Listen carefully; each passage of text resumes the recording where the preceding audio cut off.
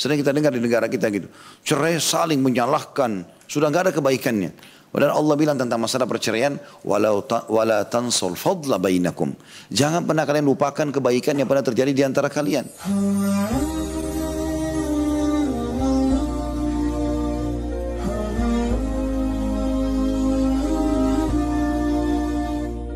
Kita akan masuk insya Allah di 144 memohon kepada Allah agar menjadikan akhlaknya baik. Sebenarnya masalah akhlak ini sudah sering kita bahas ya. Dari awal bahasan kita atau beberapa pasal sebelumnya. Dia adalah termasuk amal yang paling ditekankan dalam Islam dan paling berat di timbangan amal pada hari kiamat. Juga Nabi SAW diutus oleh Allah. Tujuannya adalah untuk menyempurnakan akhlak-akhlak yang baik. Dan Islam datang mendukung semua itu. Jujur, amanah, tanggung jawab, bakti sama orang tua, menjenguk orang sakit, dermawan dan seterusnya. Begitu juga dengan Islam datang melarang semua akhlak yang buruk. Ya, seperti misalnya bohong, menipu, menggunjing, memfitnah, mengambil hak orang lain dan seterusnya. Maka salah satu cara yang terbaik untuk supaya kita bisa mudah menjadi orang yang mendapatkan apapun yang kita inginkan dari yang baik, yaitu memohon kepada Allah Subhanahu wa taala terlebih dahulu, baru kemudian kita ikhtiar.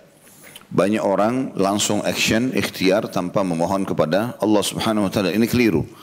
Makanya kita sebelum makan disuruh berdoa, sebelum tidur berdoa, sebelum keluar rumah, sebelum beraktivitas. Kalau selesai kita bersyukur kepada Allah Subhanahu wa taala. Oleh karena itu sebelum ke dokter, sebelum bekerja, sebelum mau melamar, sebelum apa saja memulai usaha, kita memohon kepada Allah Subhanahu wa taala semoga Allah berkahi. Umar bin Khattab radhiyallahu anhu saking cintanya dengan berdoa dan memohon kepada Allah ini, beliau tidak ketemu dengan orang-orang kecuali beliau menyampaikan kalau mari kita berdoa kepada Allah. Di momen-momen di mana mereka bertemu, disebutkan dalam sebuah kisah, beliau biasanya setiap habis Isya itu keliling Madinah mencari kira-kira siapa yang butuh bantuan atau mungkin ya, dia menemukan ada orang yang melakukan perbuatan mungkar lalu dia berhentikan perbuatan mungkar itu, sampai akhirnya setelah keliling Madinah dia masuk ke dalam masjid, ternyata masih ada beberapa orang sahabat Nabi ya, pada saat itu di zaman kerajaannya Umar bin Khattab ada beberapa sahabat Nabi yang lagi duduk. Maka Umar bertanya, lagi buat apa kalian di sini? Kalau yang bermanfaat Umar dukung, tapi kalau yang buang-buang waktu maka Umar marah. Sambil mengatakan kepada mereka, apakah kalian membuang-buang waktu kalian sehingga sholat malam dan subuh kalian terlewatkan? Maka berkatalah mereka, kami sedang duduk melanjutkan zikir kami. Maka Umar bin Khattab mengatakan, kalau begitu mari kita berdoa. Lalu Umar pun mengajak mereka untuk duduk dan masing-masing dari sahabat ini berdoa kepada Allah untuk mereka semua. Mulai dari yang satu berdoa sampai akhirnya tiba Umar, giliran Umar, dan Umar pun berdoa kepada Allah Subhanahu wa taala. Setelah selesai sambil menangis setelah berdoa radhiyallahu anhu, beliau berkata, sekarang sudah selesai, kita bubarlah istirahat. Tapi saksi bahasan kita adalah bagaimana Umar memaksimalkan berdoa itu. Beliau juga pernah mengajak orang di sekitarnya, dari para pengawal, dari para menteri lah kalau kita zaman sekarang, itu berkata, kalau seandainya kalian punya doa mustajab, pasti Allah kabulkan. Kira-kira apa yang kalian akan minta? Mulai dari Anda, ditunjuklah orang di sebelahnya. Yang satu mengatakan saya berharap menjadi orang kaya raya, kemudian saya sedekahkan harta saya. Semua niatnya baik ini, karena para sahabat Nabi. Yang satu mengatakan saya berharap bisa saya gunakan untuk jihad di jalan Allah. Yang satu mau membangun fasilitas ibadah, yang satu membantu orang tua dan seterusnya. Sampai akhirnya setelah selesai semua mereka bertanya, wahai Amir Mu'minin, kalau anda sendiri apa? Kata Umar, kalau saya pasti punya satu doa yang ijabah, mustajab, maka saya berharap berdoa agar Allah mengaruniai kaum muslimin, pemimpin yang adil, yang baik, yang taat kepada Allah, supaya bisa menyebarkan kemakmuran. Di musim hujan seperti ini juga, termasuk waktu mustajab doa, jangan berkeluh kesah. Justru kesempatan sekarang berdoa kepada Allah SWT. Ya. Orang banyak melakukan hal-hal yang keliru pada saat hujan turun. Kekeliruan di sini tentunya bukan sampai pada perbuatan haram ya. Kecuali kalau mereka mencaci maki, maka itu sudah sampai pada perbuatan yang haram. Karena kita tidak boleh mencaci maki ciptaan Allah Subhanahu wa taala. Air hujan juga datangnya dengan ada campuran dengan angin gitu kan. Maka Nabi SAW bersabda, Allah berfirman, la tasubud dahar fa inni ad-dahar. Jangan kalian mencaci maki waktu, prosesinya, udara dan seterusnya lah yang berhubungan dengan masalah itu. Karena aku adalah penciptanya, kata Allah. Tetapi beberapa hal yang banyak ditinggalkan oleh kaum muslimin. Itu yang pertama adalah pada saat hujan turun, mereka membaca doa. Di antara doa yang dibaca oleh Nabi SAW, Allahumma sayyiban nafi'a. Ya Allah, jadikanlah ini sebagai curahan hujan yang bermanfaat. Kalau semua kita berdoa, insya Allah tidak terjadi banjir. Akan terjadi hal-hal yang baik. Ada juga doa yang lain, yang pernah pada saat di Madinah turun hujan lebat. Jadi Nabi SAW lagi khutbah. Kemudian ada satu orang datang, lalu dia seperti orang yang tergesa-gesa, punya hajat. Tapi ini khutbah Jumat.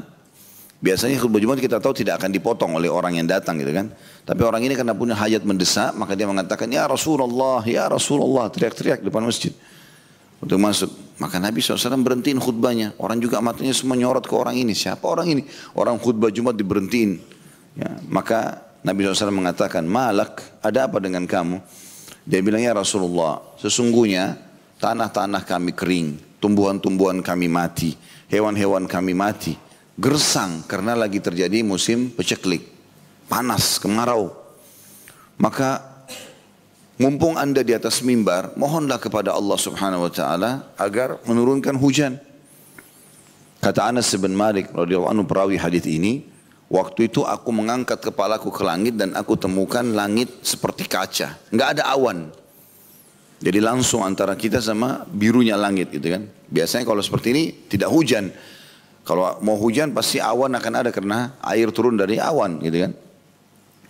Lalu Nabi SAW berdoa 2 kali mengucapkan Allahumma agithna, Allahumma agithna. Ya Allah turunkanlah hujan buat kami, turunkanlah hujan buat kami. Kata Anas bin Malik, demi Allah belum Nabi SAW menyelesaikan khutbahnya kecuali sudah gelap suatu Madinah dan turun hujan. Dan kami tidak menyaksikan matahari selama sepekan. Hujan terus. Jumat yang selanjutnya, rupanya orang yang sama minggu lalu datang, Jumat yang lalu. Lalu mengatakan lagi, ya Rasulullah, ya Rasulullah. Maka Nabi SAW tanya, ada apa? Kata dia, ya Rasulullah, binasa binatang-binatang kami, pohon-pohon kami, karena banjir. Hujan tidak berhenti-berhenti. Mohon kepada Allah SWT agar diberhentikan hujan ini. Nah di sini Nabi ajarkan sebuah doa. Kalau tadi awal turun hujan kayak kita sekarang misalnya, kita baca Allahumma sayyiban nafi'a. Ya Allah sesungguhnya ini semoga menjadi curahan hujan yang bermanfaat. Tapi pada saat sudah turun dan dikhawatirkan mendatangkan bahaya, maka Nabi baca Allahumma hawalaina wala alaina. Ya Allah jadikanlah ini ya, baik buat kami dan bukan berbahaya buat kami. Allahumma alal akami wal dhirabi wa manabi'is syajar. Ya Allah jadikanlah air-air ini terserap oleh ya, dahan-dahan, lereng-lereng gunung, pohon-pohonnya. Maka pada saat itu pun kata Anas bin Malik kami menyaksikan Nabi SAW menunjuki awan-awan tersebut. Setiap yang ditunjuk oleh Nabi bubar, artinya berhenti hujannya sebagai mukjizat gitu kan. Tapi Nabi SAW baca ini, Allahumma hawalaina wala alaina, Allahumma alal akami wadh-dhirabi wa manabi'is syajar. Jadi ini juga termasuk doa agar tidak terjadi bencana-bencana yang tidak diharapkan dari hujan tersebut. Jadi pertama berdoa. Yang kedua termasuk sunnah Nabi SAW yang mungkin orang tidak kerjakan itu adalah membasahi diri sedikit dengan air hujan itu. Ya. Jadi kayak kita mandi hujan itu sebenarnya bagian dari sunnah Nabi. Karena pernah terjadi waktu turun hujan Nabi SAW marah keluar kena hujan. Dan beliau membuka imamahnya dan membasahi sedikit bagian badannya. Dibiarkan air kena. Tentu tidak basah kuyup tapi diambil sedikit. Ya. Keberkahan dari air hujan itu. Para sahabat berkata, ya Rasulullah kenapa anda lakukan itu? Kata Nabi SAW sesungguhnya air hujan ini baru turun dari rahmat Tuhannya. Bisa banyak maknanya kalimat ini ya. Bisa maknanya adalah baru saja Allah filterkan air ini. Karena air yang kita pakai ini kan bukan air baru. Inilah air yang dari dulu turun-temurun manusia pakai. Ya. Yang sudah dipakai mencuci, yang sudah dipakai mandi, dipakai segala macam. Ini kan dengan hikmah Allah SWT kalau pada saat lagi kemarau, menguaplah air-air tersebut. Ya, tertampung di awan, kemudian dengan hikmah Allah SWT di musim hujan juga dia turun gitu kan. Dan dia sudah terfilter dengan sendirinya. Jadi air yang suci lagi kembali. Itu yang kedua. Nabi SAW melakukan itu. Yang ketiga, yang Nabi SAW lakukan kalau masih mendung dan gelap sekali, maka Nabi SAW gelisah, kata Aisyah. Beliau mondar mandir, masuk, keluar, duduk, berdiri. Lalu beliau mulai tenang kalau hujan sudah tercurahkan. Selama belum tercurahkan masih awan gelap, beliau gelisah. Lalu beliau itu ditanya oleh Ummul Mukminin Aisyah radhiyallahu anha, kenapa ya Rasulullah Anda gelisah? Kata Nabi SAW, aku khawatir jangan sampai ini seperti yang ditimpa oleh kaum atau kepada kaum Ad, kaumnya Nabi Hud.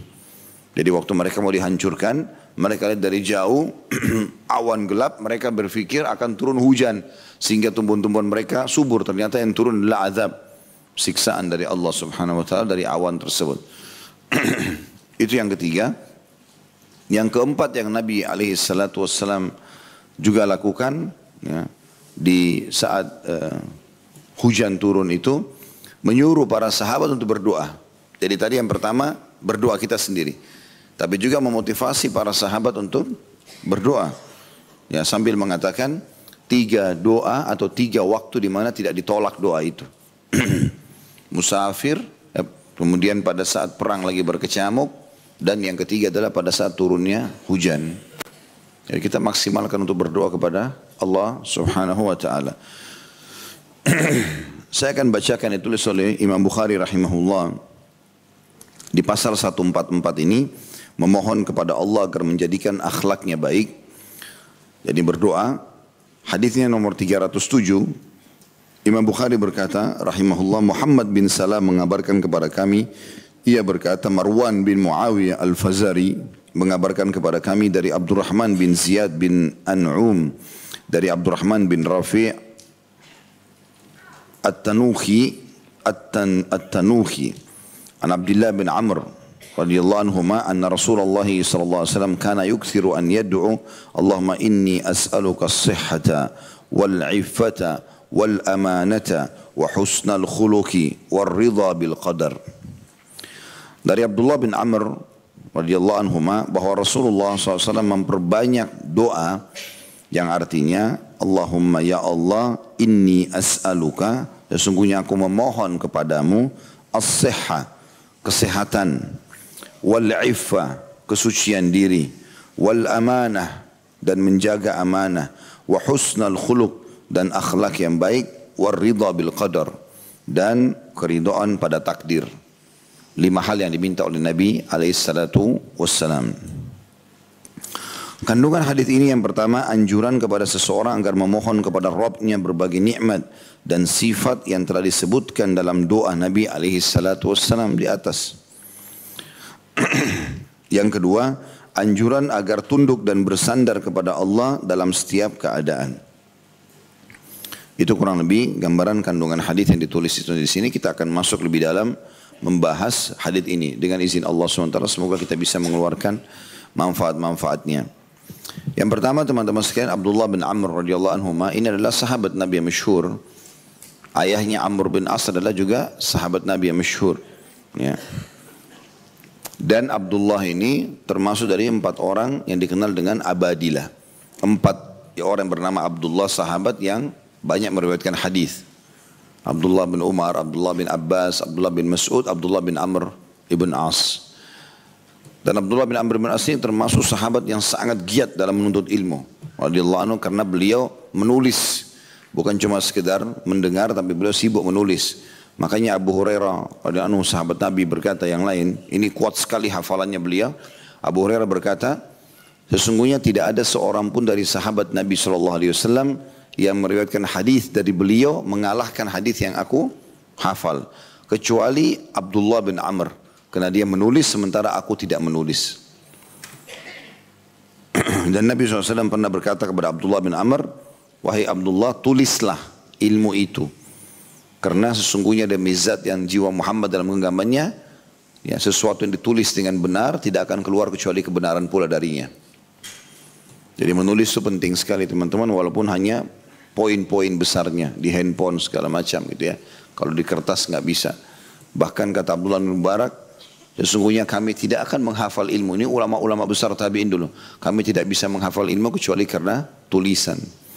Dan Imam Syafi'i berkata, sesungguhnya ilmu itu al-ilmu sayd, buruan. Ilmu itu buruan, seperti kalau kita lagi berburu hewan gitu. Kemudian dikatakan wal kitabatu kait, dan menulisnya adalah tali kekangannya. Jadi kita kalau berburu, kalau sudah ditangkap misalnya rusa, nggak boleh kita biarin, kita harus ikat. Nah ilmu itu seperti buruan, kalau kita sudah dapat, oh iya kita sudah paham, maka ikatlah dia. Ikatnya itu adalah tulisan.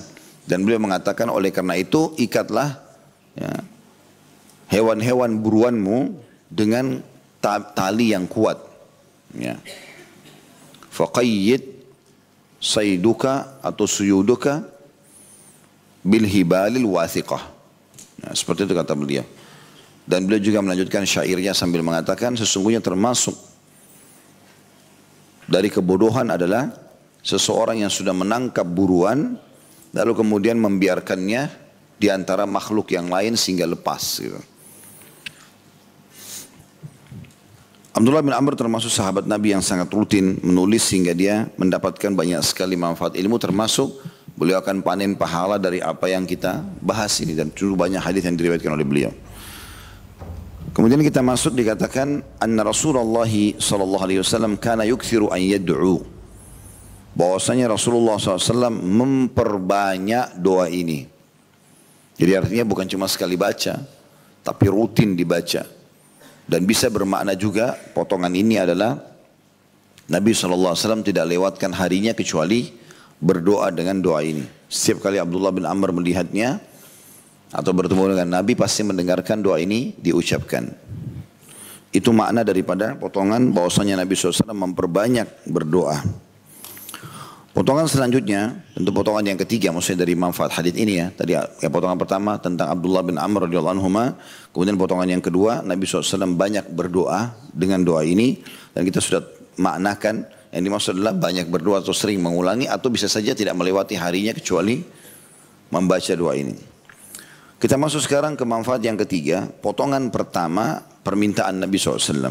Allahumma inni as'aluka as-sihha. Ya Allah, aku memohon kepadamu kesehatan. Ini nikmat yang luar biasa. Bapak Ibu sekarang yang hadir di sini, Masya Allah merasakan kesehatan, itu sebuah nikmat yang tidak terhingga. Andai saja orang-orang sakit di rumah sakit itu yang lagi dirawat, ya, melihat keadaan kita, maka tidak ada yang paling dia cemburui kecuali ini. Karena mereka mau bergerak susah, harus dipandu. Apalagi kalau yang lagi diisolasi di rumah sakit, naudzubillah, karena wabah, karena apa saja. Ini sebuah nikmat yang luar biasa. Dan kalau bukan Allah subhanahu wa ta'ala yang jaga kita, kita tidak akan terjaga teman-teman sekalian. Dari mana kita bisa lihat oksigen yang kita hirup, bakterinya berapa banyak, berbahaya seperti apa. Tapi Allah subhanahu wa ta'ala menjaga hamba-hambanya. Allah menjaga. Berapa banyak bahaya yang bisa menimpa kita pada saat kita jalan pakai motor walaupun menggunakan helm. Mungkin sesuatu batu terlempar bisa kena mata, bisa ini, bisa itu, tapi Allah SWT jaga. Maka kesehatan sebuah nikmat yang luar biasa. Sampai kata Nabi SAW, dua nikmat Allah yang sangat besar yang dilalaikan oleh banyak manusia. Yaitu kesehatan dan juga waktu lowong, waktu yang luang. Maka bersyukurlah teman-teman. Makanya kita sudah pelajari hadis yang sebelumnya kalau masih ingat. Man asbaha mu'afan fi sirbih. Barang siapa yang tiba di pagi hari dalam kondisi aman di tempat tinggalnya. Maksudnya aman adalah tenang, sehat, gitu kan. Itu termasuk sebuah nikmat yang luar biasa. Ya. Dan itu kita sebutkan di hadis yang sebelumnya ya. Dan itu sudah kita jelaskan ada dua makna atau ada dua bacaan. Man asbaha fi, ya, man asbaha aminan fi sarbihi atau sirbihi. Dua-dua bisa bermakna. Di situ ada penjelasan kosakatanya. Kalau sarb aminan fi sarbihi Artinya tidak khawatir dan takut jika hartanya yang ia miliki dirampok. Itu makna sarbihi. Aminan fi sarbi. Kalau pakai kasra, aminan fi sirbi, itu ada maknanya di bawah. Aminan fi sirbi artinya anggota keluarganya dan seluruh binatang, hewan, ternaknya, segala macam lah, pengikut-pengikutnya dia, orang sekitarnya, aman. Dua-duanya. Lalu Allah bilang, mu'afan fi jasadi. Dan sehat di badannya. Indahu ta'amu yaumih. Dia punya makanan yang dia bisa makan hari itu. Faka'annama hizat lahud dunya. Maka seakan-akan seluruh dunia telah berkumpul kepadanya. Maksudnya semua kebaikan dunia. Jadi termasuk di sini disebutkan adalah keamanan, kemudian kesehatan, dan juga punya makanan hari itu. Itu ada dianggap luar biasa, prestasi tertinggi. Tapi saksi bahasan kita tentang masalah kesehatan. Nah, berbicara masalah kesehatan ini, Allah Subhanahu wa taala memerintahkan kita untuk menjaga nikmat ini. Artinya jangan sengaja menjerumuskan diri pada penyakit. Bahkan kita diharamkan dalam Islam, teman-teman, kalau sengaja menjerumuskan diri kita pada kecelakaan. Kecelakaan apa saja?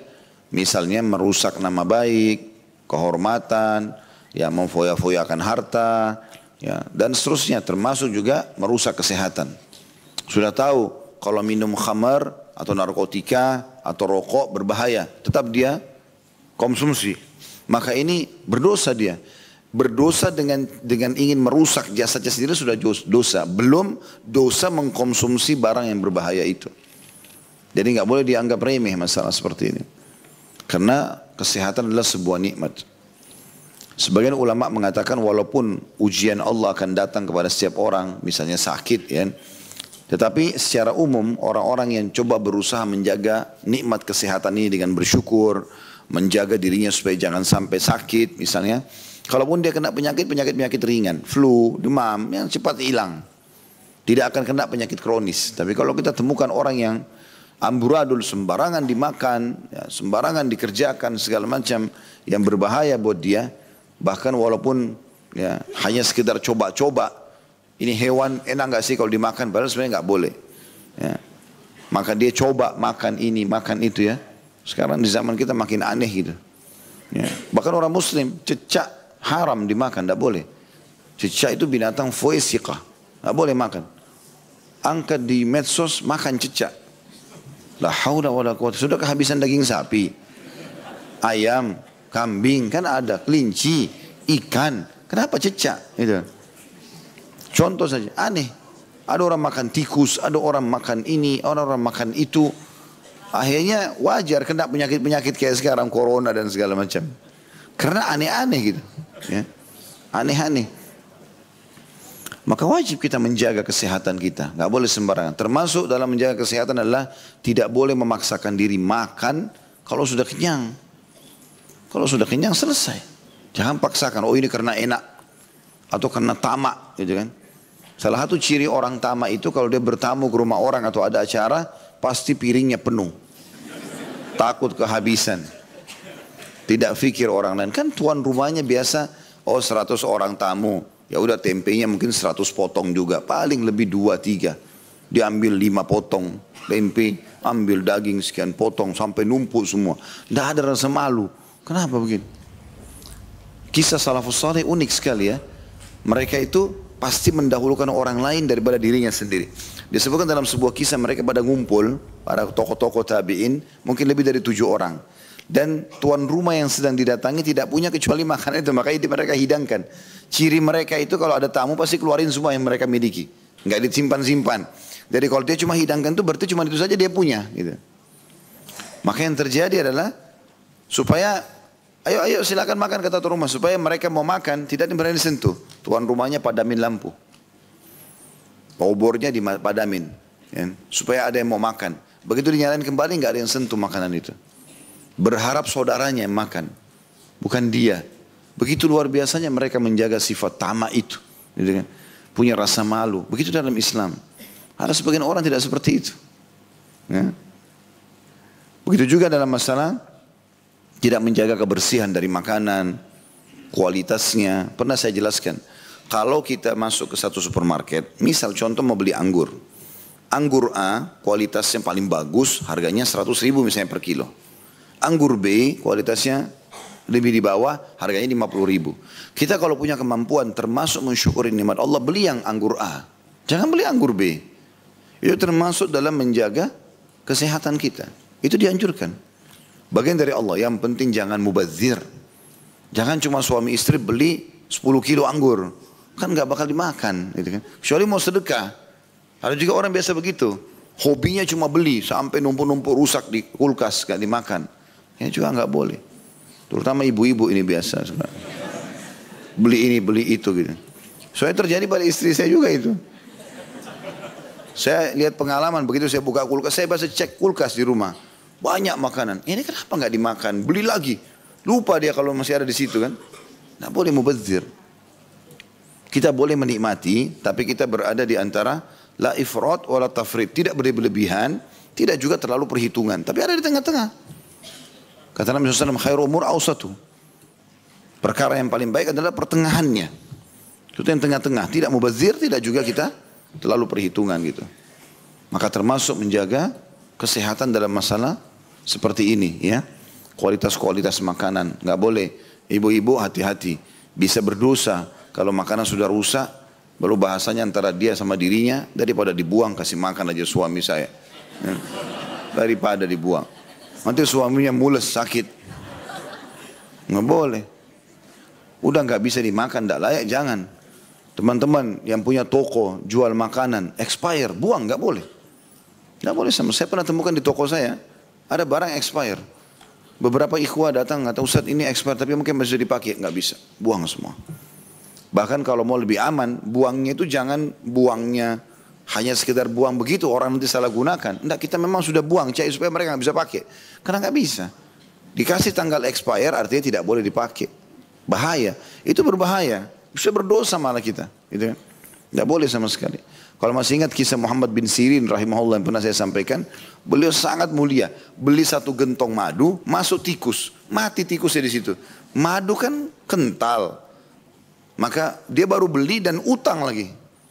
Jatuh tempo, satu gentong besar.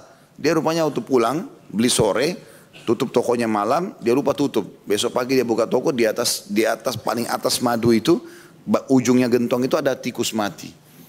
Dia begitu lihat, dia panggil pegawainya semua. Angkat gentong ini, dibawa. Biasanya Muhammad bin Sirin ini kalau beli barang, pasti habis. Karena dia dianggap ulamanya pada zaman itu, dan dia punya toko di pasar, orang-orang beli toko di situ karena tahu dia ada. Jadi sering bertanya fatwa segala macam gitu. Dan sampai bisa menjadi seperti sumber pembelian. Kalau ada makanan orang-orang bawa, pedagang pasti ke Muhammad bin Sirin. Muhammad bin Sirin kalau beli seperti kalau kita majelis ulama gitu. Ya, keluarin label halal orang pada beli gitu. Maka kalau dia sudah beli orang pasti beli semua. Karena dianggap dia pasti ya teliti dalam masalah itu. Maka dibawalah. Orang-orang pada lihat kemarin Muhammad bin Sirin beli madu. Mereka rencana baru mau beli hari ini. Tapi dibawa, mau dijual kemana nih? Masa di luar pasar? Dibawa oleh Muhammad bin Sirin sampai pegawainya, orang pasar semua ikut. Ternyata pergi sungai, di belakang pasar ada sungai, disuruh tuang semua madu itu. Dituang semua di air. Jadi nggak bisa dipakai lagi. Dibuang semuanya. Kata mereka, Muhammad bin Sirin, kenapa anda buang madu begitu mahal? Satu gentong besar. Dia bilang, saya tadi waktu beli kemarin, saya lupa tutup. Waktu malam hari gentongnya, lalu pagi hari saya dapatkan tikus mati di atasnya. Lalu kata mereka, tikus mati di atas madu, tinggal di sendok bagian atas madu, sisanya jual. Kata mereka gitu kan. Ini yang ketawa-ketawa kenapa? Punya pikiran begitu. Artinya lebih baik ambil atasnya saja gitu. Bapak kata Muhammad bin Sirin rahimahullah, siapa di antara kalian yang bisa menjamin untukku, kalau saya sudah angkat tadi yang bagian atasnya, bagian bawahnya tidak kena bakteri tikus itu. Sehingga akhirnya saya jual dan saya menipu muslimin. Akhirnya mereka sakit gara-gara itu. Semuanya terdiam. Dan gara-gara itu, Muhammad bin Sirin ditagih oleh pemilik madu, dia nggak bisa bayar. Dia mau bayar sama barang di tokonya nggak bisa, dia mau diam. Sampai dipenjarakan, dilapor ke hakim, masuk penjara dia. Dan penjaga penjara ini, kepala penjara ini tahu Muhammad bin Sirin, mereka tahu dia ulama besar, figur mereka gitu, nggak mungkin menipu. Maka kepala penjara bilang, wahai Muhammad bin Sirin, saya akan punya wewenang di sini. Kalau anda mau merasa keluar, butuh ketemu sama keluarga Anda, silakan Anda keluar malam, saya izinkan. Pagi silakan kembali lagi sini sampai keputusan pengadilan. Kata Muhammad bin Sirin, tidak demi Allah. Saya tidak akan membuat kau melanggar pemerintah, sementara itu adalah tugasmu. Saya akan di sini sampai Allah kasih jalan keluar. Tersebar berita, Muhammad bin Sirin beli madu, kemudian ada tikusnya dibuang karena takut kepada Allah. Akhirnya seluruh muslimin nyumbang, kasih uang supaya Muhammad bin Sirin bisa bayar itu. Subhanallah, uang yang terkumpul bisa bayar 1 gentong madu dan bisa punya lagi uang untuk beli 10 gentong seperti itu. Dari sumbangan orang, hibahnya orang. Allah SWT berikan dia jalan keluar. Jadi nggak boleh sembarangan. Expire ya sudah, dibuang. Jangan dipaksakan dijual.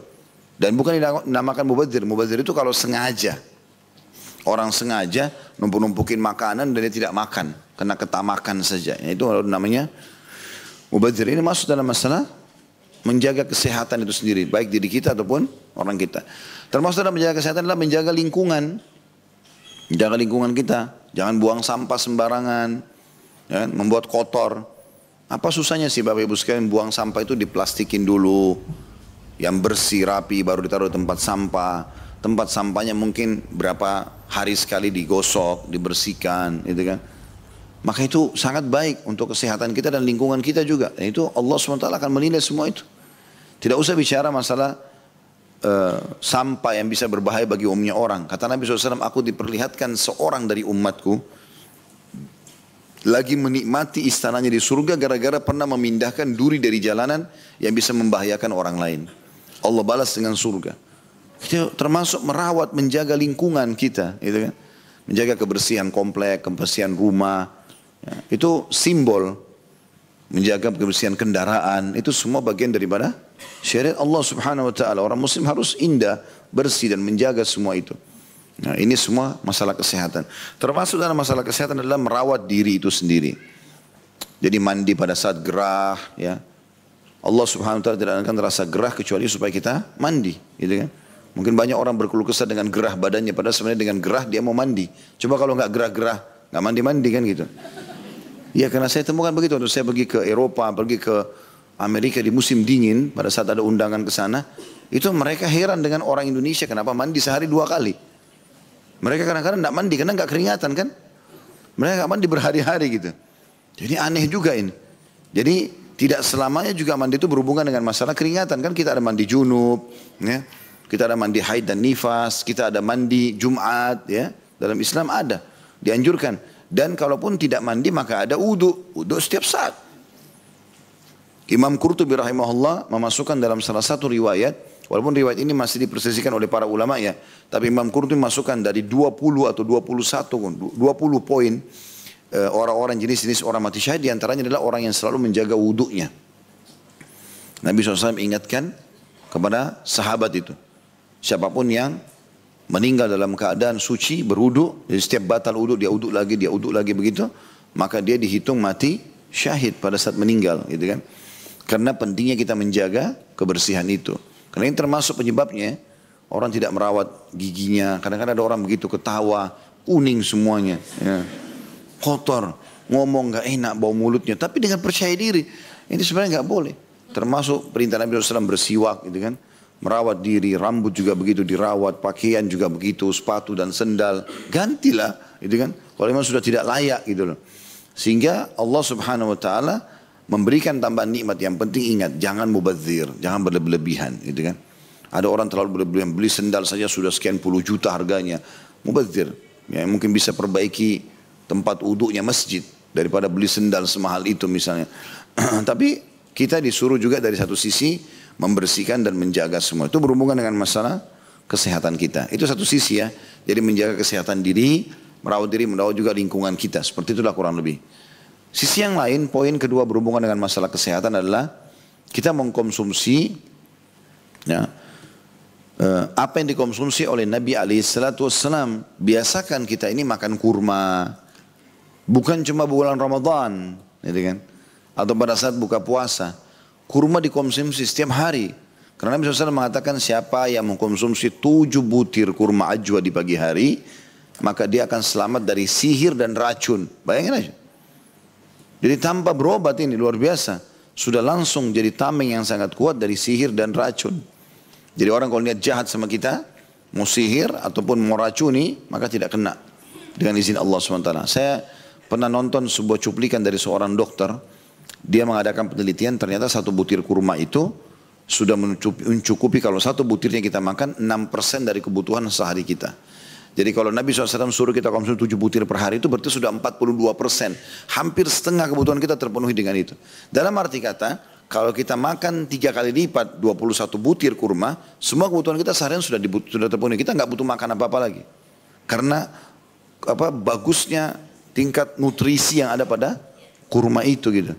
Maka coba dikonsumsi. Kan? Dibiasakan itu menjadi sebuah rutinitas. Karena ini makanan kaum muslimin. Bahkan salah satu buah yang disebutkan di surga adalah buah kurma. Ya. Allah sebutkan dalam Al-Quran surah Ar-Rahman. A'udzubillahi minasyaitonir rajim, fihima nakhlun. Fihima fakihatun wa nakhlun wa rumman. Di surga itu banyak melimpah buah-buahan. Lalu disebutkan secara khusus di antara buah-buahan tersebut kurma dan delima. Saya kan pernah bilang, sebagian ulama mengatakan buah-buahan yang disebutkan dalam Al-Quran tentang makanan ahli surga itu yang paling baik dikonsumsi selama di dunia. Jadi kayak delima, kurma, anggur, ini termasuk disebutkan di antaranya kurma, contoh misal. Dan Nabi SAW memang makanan rutinnya beliau itu. Jadi jangan bilang kurma kan itu makanannya orang Arab, Jazirah Arab karena pohonnya banyak gitu kan. Enggak, di Indonesia kan sudah ada berhasil buahnya. Saya nonton ada cuplikannya itu. Contoh saya itu kalau tidak juga sudah banyak importer yang masukkan itu. Kemudian juga di antaranya Nabi SAW itu paling gemar mengkonsumsi tharid. Tharid itu kayak roti gandum yang ditaruh di wadah kemudian dituangkan kari kambing bersamanya. Yang sudah pernah saya jelaskan, mengkonsumsi daging kambing bagian daripada agama kita. Ya. Jadi kalau ada yang masih alergi tidak mau makan daging kambing karena ini sugesti-sugesti yang negatif, ini semua harus dihapus. Apalagi mengatakan kambing makanannya orang Arab, salah itu. Kambing itu makanannya orang Islam, iya benar. Kok bisa Ustaz? Ya banyak dalilnya. Yang pertama hadits Bukhari, di mana Nabi SAW sangat gemar memakan paha kambing. Berarti kalau kita mengaku sebagai pengikut Nabi Muhammad SAW, ya makan apa yang beliau suka. Beliau sangat gemar. Berarti sudah ikut termasuk sunnah. Mau dia orang Arab, mau orang bule, mau orang Melayu sama saja. Yang kedua kita punya akikah. Akikah itu keluar satu anak laki-laki, berarti 2 ekor kambing sembelihnya. Kalau anak perempuan, 1 ekor kambing. Tidak bisa diganti hewan lain. Nggak bisa ganti hewan lain, nggak bisa ganti sapi kah, nggak bisa ganti unta. Karena pernah terjadi ponakan Aisyah radhiyallahu anha, anaknya Abdurrahman bin Abi Bakar radhiyallahu anhu ajma'in. Waktu Nabi SAW sudah meninggal nih, rupanya lahir anaknya Abdurrahman, kemudian anak laki-laki rupanya, anak laki-laki perempuan. Intinya tidak disembelihkan kambing, disembelihkan unta karena dianggap keluarganya orang mampu supaya lebih besar bisa berikan makan orang banyak, sembelih unta. Waktu Aisyah tahu, Aisyah mengatakan keliru. Nabi SAW memerintahkan agar anak laki-laki 2 ekor domba dan anak perempuan 1 ekor domba. Jadi nggak boleh diganti. Berarti dan sunnahnya kalau akikah kita makan sebagian daging itu. Berarti kan ada perintah. Maupun dia orang bule di Amerika, kalau Muslim keluar anaknya laki-laki 2 ekor kambing dan dia makan dagingnya. Kemudian yang ketiga adalah Idul Adha. Walaupun sapi dan unta boleh dan dagingnya lebih banyak, tapi tetap anjurannya kambing dan domba. Banyak dalilnya. Di antaranya waktu kan awal perintah sembelih hewan itu kisahnya dari mana? Nabi Ismail tidak jadi sembelih ya. Baik, waktu tidak jadi sembelih diganti apa sama Allah? Domba, bukan sapi, bukan kambing, bukan sapi dan unta. Padahal hewannya lebih besar, tapi Allah ganti dengan domba. Berarti ini memang yang lebih afdal. Dan Nabi sendiri juga begitu. Menyembelih 60 ekor atau 65 ekor domba yang beliau sembelih sendiri dengan tangannya yang suci dan mulia 15 ekor, sisanya Ali bin Abi Thalib lanjutkan. Gitu kan? Jadi memang ada anjuran dan kata Nabi SAW tentang Idul Adha itu, hari-hari ini adalah hari-hari makan. Kita tidak boleh puasa di Idul Adha, tidak boleh puasa di hari tasyrik. 11, 12, 4 hari itu kita disuruh makan. Makan apa nih? Daging kambing itu. Kan perintahnya begitu. Tapi kan Ustaz amis, bau, yaitu cara masaknya, cara sembelihnya. Banyak kolesterol. Kalau makan jeroan, semua hewan juga kolesterol. Makan dagingnya, gitu kan. Kecuali masih muda-muda yang tidak ada masalah, makan, tidak ada masalah. Selama itu halal, karena Allah suruh makan, gitu kan. Jangan selalu takut, oh ini nanti akan begini. Kan itu juga makanan yang masuk tidak semua kan bisa kita sortir, tapi Allah berikan kita ke masjid jalan, kita disuruh berolahraga, ya. Kita juga konsumsi air, kita konsumsi madu, semua itu kan bisa membantu menetralkan makanan yang masuk kan gitu. Jadi nggak usah terlalu was-was, khawatir ini, khawatir itu, ya. Jadi contoh-contoh saja. Jadi rutinkan konsumsi ini, ya, konsumsi ini. Walaupun boleh makan yang lain, ayam segala macam, tapi kambing ini bukan cuma Idul Adha juga, makanan rutin. Ya, sebagaimana ibu-ibu sibuk beli daging sapi, belilah juga daging kambing, gitu kan. Walaupun sapi halal. Ini contoh saja, karena tidak mungkin syariat menekankan tentang masalah tadi Nabi paling gemar makan kambing, akikah adalah daging kambing, kemudian Idul Adha lebih afdal kambing, kecuali memang ada sesuatu di situ dan kita dianjurkan makan sebagiannya, gitu kan. Mengkonsumsi madu, ini konsumsi madu bukan kapan mau, jadi kapan tiap hari, ya. Ada seseorang di Saudi itu umurnya sudah hampir 90 tahun, seingat saya, Allahu alam, tapi saya ingatnya begitu. Sudah cukup lama kisah ini. Dia sangat sehat, Masya Allah.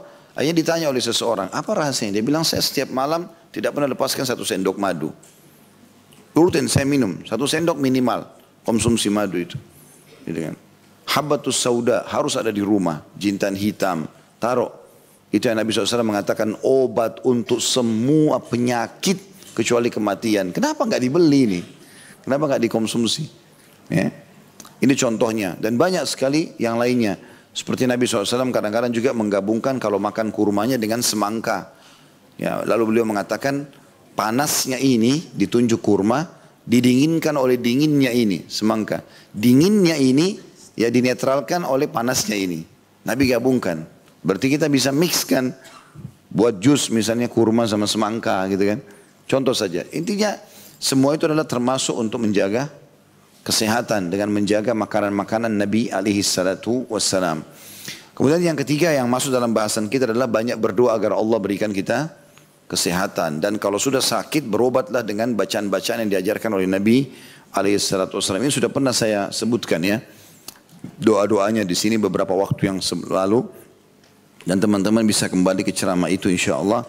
Seperti misalnya doa Nabi SAW, siapa yang menjenguk orang yang sedang sakit.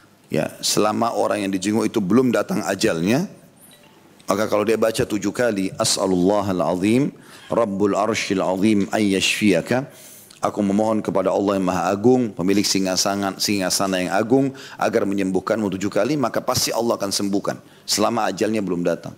Begitu juga dengan hadis Nabi SAW, siapa yang merasa sakit, maka sebaiknya dia memegang tempat sakitnya, lalu mengatakan, Bismillah, Bismillah, Bismillah 3 kali, lalu dia membaca, A'udhu bi'izzatillahi wa qudratihi min syarri ma ajidu wa uhadhiru. Dengan nama Allah, dengan nama Allah, dengan nama Allah, aku berlindung dengan kemaha muliaan Allah dari semua keburukan yang aku rasakan, ya, dan juga aku berhati-hati darinya. Itu dibaca 7 kali, dipegang tempat sakit. Tapi harus diikuti dengan keyakinan ya. Tidak boleh ragu, benar nggak sih? Gitu kan. Ya sudah tergantung dengan niatnya. Niat Bapak Ibu ragu, ya sudah Allah berikan keraguan itu. Tapi kalau kita yakin, prasangka baik dengan Allah, Allah sembuhkan. Itu contoh-contoh tentang masalah atau yang berhubungan dengan potongan doa pertama dalam hadis kita ini. As'aluka sihha. Ya Allah, aku minta kepadamu kesehatan. Kemudian itu untuk potongan hadis yang keempat, tapi ini potongan yang kedua dari doa. Wal iffa. Iffa itu kesucian diri. Maksudnya di sini kemuliaan diri. Iffa itu seperti misalnya tidak mengemis, ya, tidak merendahkan dirinya. Kalaupun dia mau sesuatu dari orang, dia bekerja. Itu namanya iffa.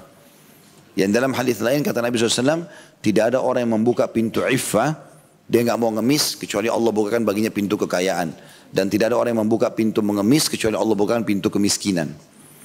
Jadi dia mau diberi asal dia bekerja, dia kasih upah, dia kasih sesuatu lah, balas gitu. Beda kalau kita dibawain sama tamu makanan atau kerabat tuh beda. Beda antara hadiah ya. Tapi sekarang dia lagi ada hajat, kebutuhan mendesak.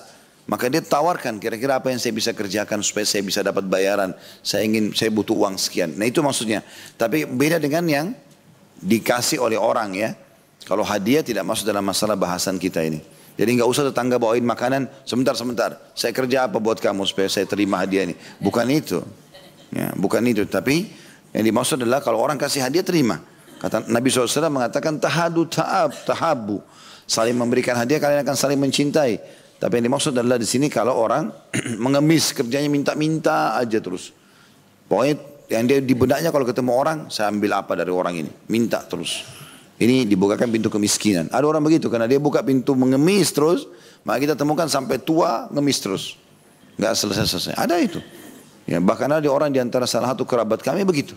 Akhirnya terkenal di keluarga semuanya. Kalau orang ini hidupnya cuma minta saja. Kalau dia begitu dia muncul, orang semua menghindar.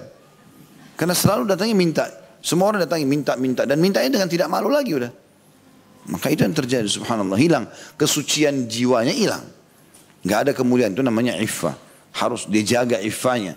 Kesuciannya. Jadi nggak boleh merusak. Tadi yang saya singgung di awal pembukaan kita.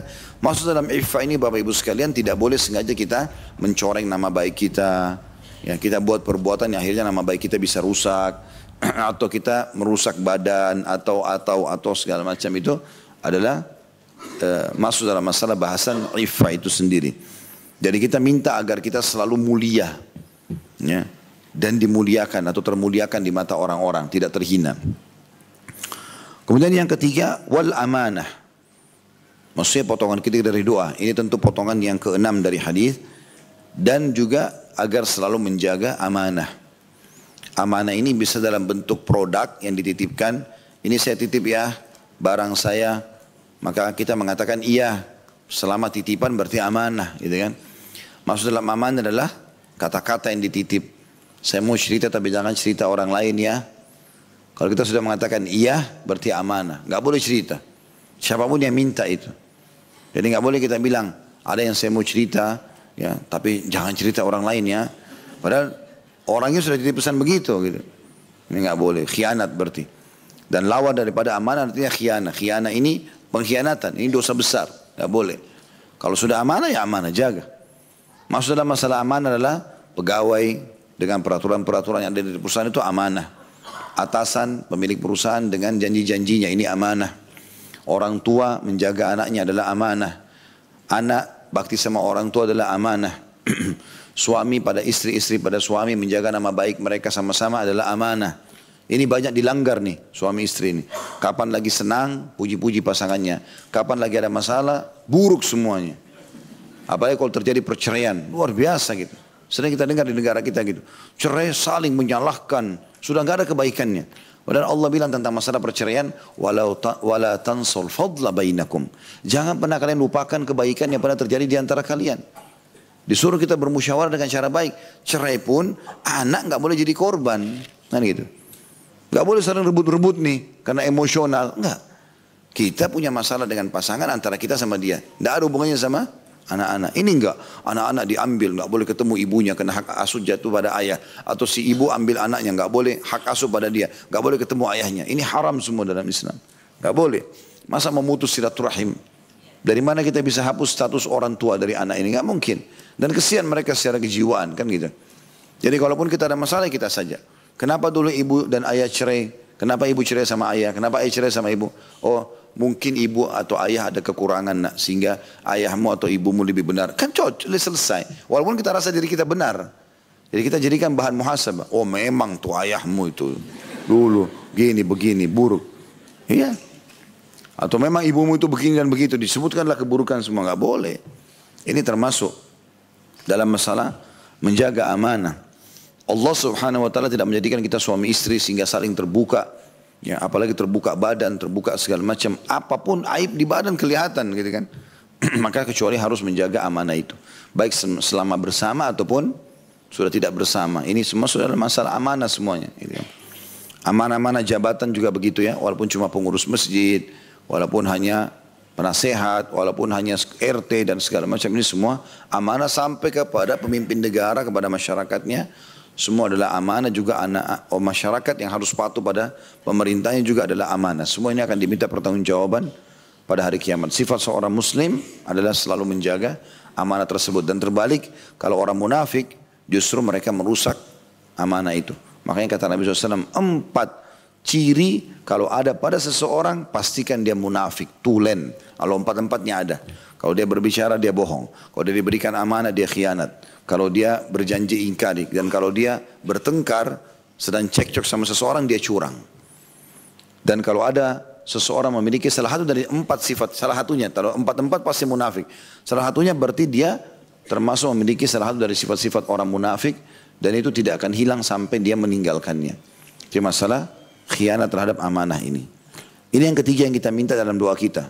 Ya Allah berikanlah kami kesehatan, kemudian kesucian jiwa dan juga selalu menjaga amanah. Yang keempat dari potongan doa adalah wa husnal khuluq, dan berikanlah kami akhlak yang baik.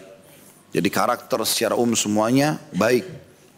Sehingga memang Allah subhanahu wa ta'ala menjaga kita. Selalu santun, selalu ramah, hilang semua sifat-sifat buruk kayak dendam, putus asa. Ini semua terhapus dari diri kita. Ini akhlak yang mulia. Termasuk dalam bagian doa iftitah itu, saya sarankan teman-teman hafal itu ya, doa iftitah. Bagian daripada doa. Salah satu pilihan doa iftitah lah. Ya, itu kita minta agar diberikan akhlak yang mulia.